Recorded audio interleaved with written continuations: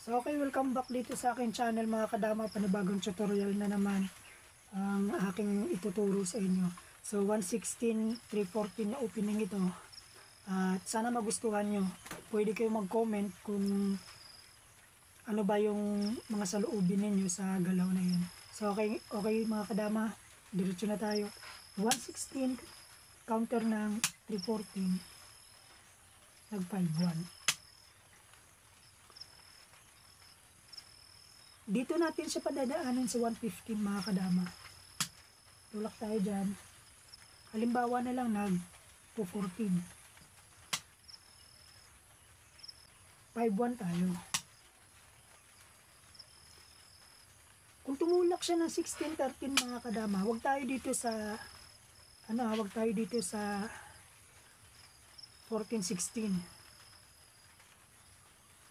Kasi hindi natin magagawa yung tricks natin kapag dyan tayo tumulak. Dito tayo sa 14-15, ganyan. Ngayon, pwede siyang magtakip, pwede siyang mag 6-2, pwede siyang mag 3-13. Kasi kadalasan dyan, tinatakpan. Pag naggalaw tayo ng iba, talo na. Yung pinakagalaw natin dyan, eto, pag tinakpan. Ganun lang yun. So, halimbawa, hindi tumira dyan. Yung tinira ay 6-2. So, kain lang tayo. Kain.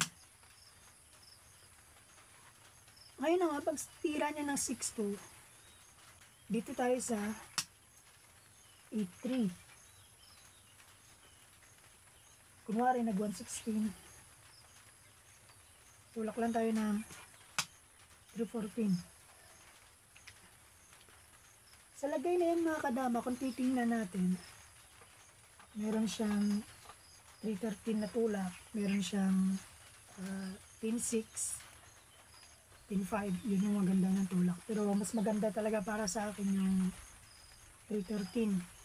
So, kunwari 313 yung tinira, kain. Pagkain mga kadama, dito na tayo sa 115. So marami siya pwede itulak dyan. Pwede siyang mag 215 para dalawa-dalawa yung kain. Pwede rin siyang mag 12-8. Pwede rin siyang mag 7-3. So halimbawa na lang mga kadama, tinakpan. Ganyan. Kasi ayaw na magpakain. So tulak lang natin dyan 6-1. Sakali nag 10-5. Akit lang natin dito sa 15-15. Pwede siyang magtulak ng 11-6 tapos bumalik. Pwede rin siyang magtulak ng 11-7 para takpan. So halimbawa na lang mga kadama, tulak niya 11-6. So kain tayo ng 15. Halimbawa hindi bumalik, dumiretso. Ngayon, pag diretso na mga kadama, tulak lang tayo dito sa 11-6. Ganyan, para ma-set up na natin yung ginawa nating trap sa kanya. Kasi sa lagay na yan mga kadama, pareho na kaming 50-50 dyan, kaso lang, mayroon lang tayo nakahandang trap sa dulo na siguro hindi basta-basta makikita, kaya pwede nating gamitin sa kanya. So ngayon, yung tulak niya, hindi siya tumulak ng ganito. Kasi ang mangyayari, nasa isip na kasi, tutulak tayo ng 115. So ang ginawa niya, dito ngayon tumulak. Sa lagay na yan mga kadama, so hindi na tayo makakatulak ng 115 kasi kung itutulak natin yan, ganito yung mangyayari. Oh. Yan. Makakainan tayo ng 3, ganun yung labas. Sa pormadang yan kasi mga kadama, hindi na natin kailangan dyan 115 para talunin yung kalaban. Ito lang yung pinakasikretong tulak dyan mga kadama. Dito tayo sa 10-5. Kasi kung napapansin, parehas kami ng walang tulak dyan. Maliban na lang sa nag-iisang tulak na meron siya ngayon. So, ito yun, 115. Pag tinulak niya yan, talo na siya mga kadama. Kasi, makakainan natin siya dyan ng 5. So, halimbawa na lang isa-isahin natin. Hindi niya pwede itulak to kasi may kain. So, wala rin. Pag tutulak siya dito, 2. Tumulak siya dito, 3. Tulak siya dito, wala rin. Ganun yung mangyayari.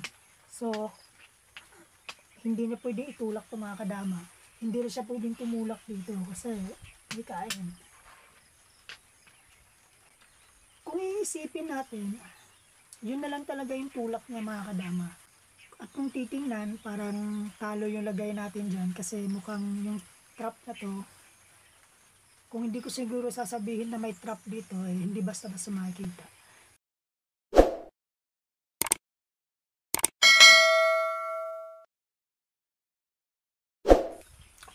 So, okay, ganyan yung position kanina. Pag tumulak siya dito mga kadama, ang mangyayari dyan, 7-3, pagkain, may kain siyang 2 dito. May kain siyang ganun. May kain siyang ganun. Obligado 2 sana yan, kaso ang problema, tinakpan natin ng ganyan. Pagpipilian niya, itong isa, tapos itong 15. So, ang mangyayari, iisa-isahin natin yan mga kadama. Halimbawa na lang,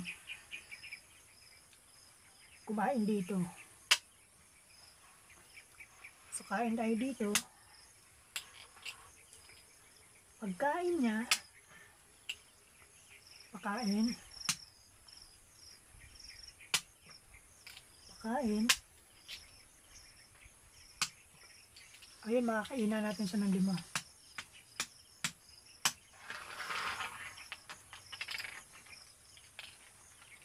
Okay, balik natin yung mga kadama. Balik lang natin.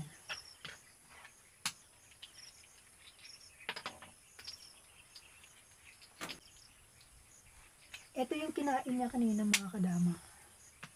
So ngayon, halimbawa naman, pag sa kabila siya kumain. Ito, kumain siya. May kain tayo ng 2.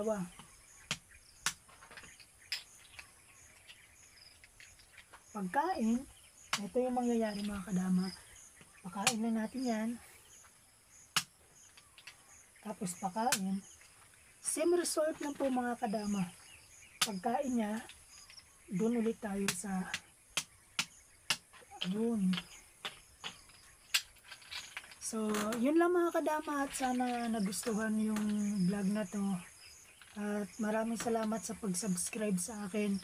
Pwede kayong mag-comment kung anong klaseng tricks ba or opening yung gusto nyo.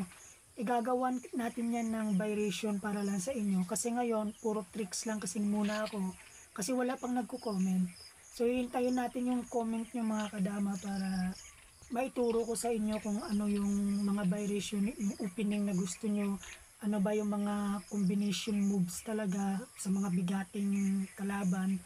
Halimbawa, pag naka-encounter na kayo ng mga sinasabi nilang di aklat, mahirap na eh. Dapat alam nyo yung mga tricks na yan at saka ano ba yung dapat natin gagawin. So, hanggang dito lamang po at salamat sa panonood ng vlog. Magandang araw sa inyo lahat mga kadama. Yeah.